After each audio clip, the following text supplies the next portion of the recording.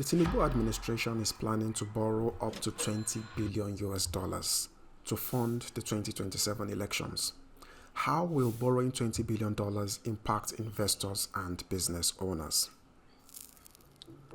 Because it's election season, and after 4 long years, your political representatives have finally remembered you exist.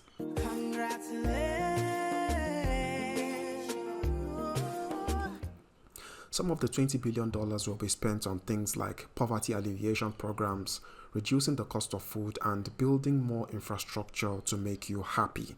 And of course, a good chunk of it will be spent on distributing campaign rice, so our people can at least have something to eat for the next 4 years.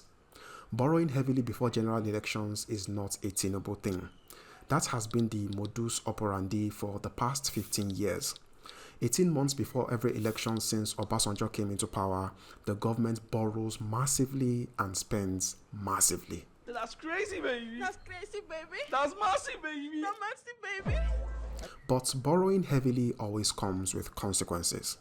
It's either you borrow domestically and raise interest rates, or borrow externally and devalue your currency.